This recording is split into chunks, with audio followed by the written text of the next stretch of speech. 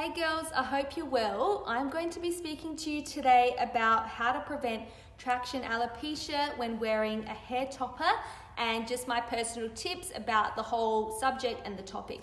So when you're purchasing a hair topper, people do get a bit worried about the clips causing more breakage and hair loss. So obviously if you're experiencing hair loss or if you have thin hair, you find a solution like hair toppers, and obviously that's amazing, but you don't want it to be causing more issue to your existing hair.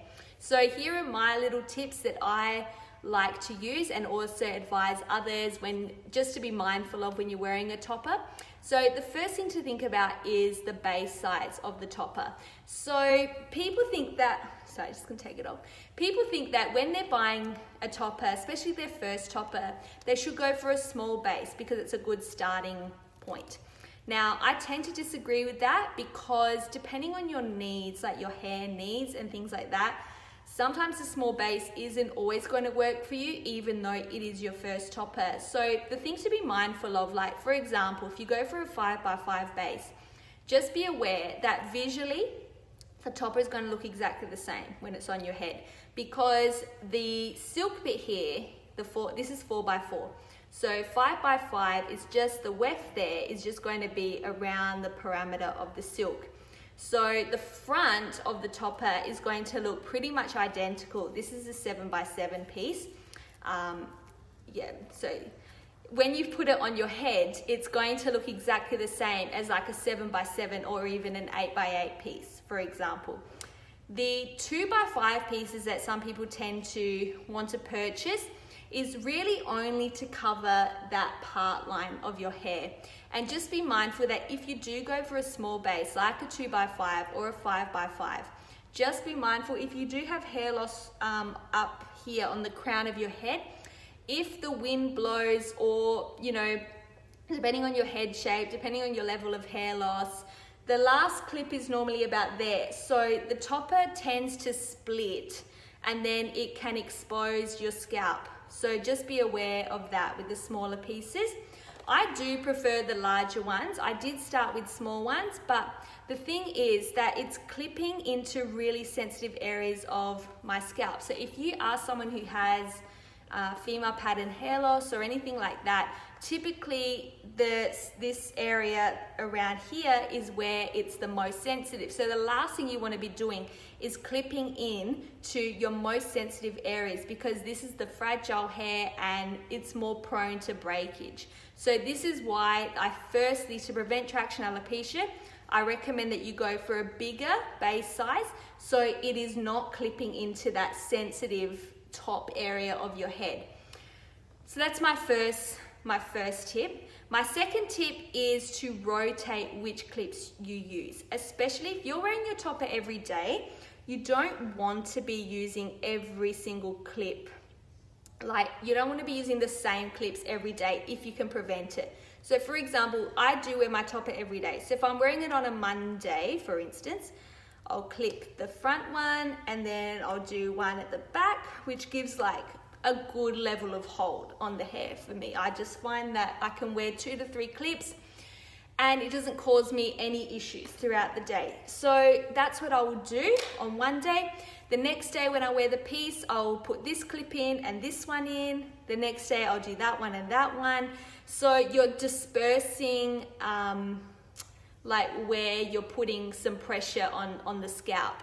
The clips that I've also managed to source are super gentle, in comparison to ones I've seen. I love the clips that I use because honestly, I don't really feel them on my head at all, and I've got quite a sensitive scalp. So just be mindful as well. Just make sure when you do buy a topper that the clips are not really difficult to open, and if they are, I would source some different clips and sew them in, because you don't want to be risking a clip damaging your hair. So just be mindful of that. So first things to think about, the base size. Second is to rotate the clips that you use. The third thing you can think about is using a texture powder or a dry shampoo. So you can either spray the texture or powder, put the texture powder on the clip, or you can put it on the part of the hair where you're going to be clipping it in.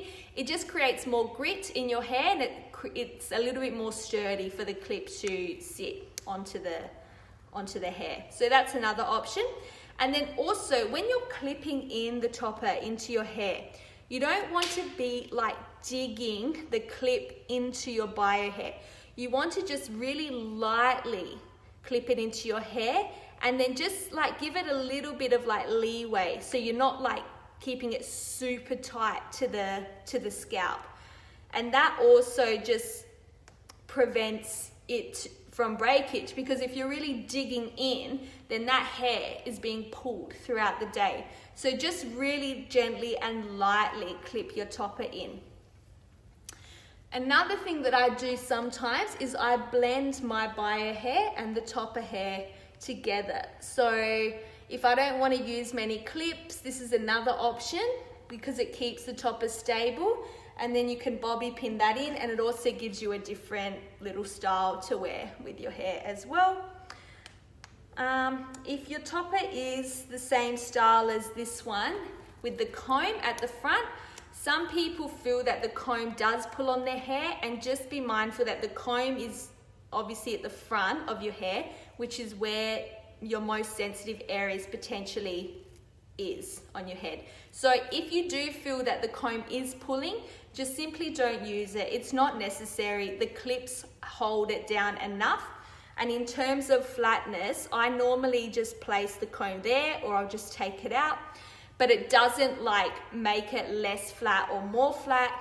Actually, if you take the comb out, it can make it a little bit more flat, because you're just removing a little bit of a layer there. But yeah, these are my tips for preventing traction alopecia. If you have any questions, you can send me a message, or you can leave a comment here, and I'll speak to you all really soon. Thank you. Bye.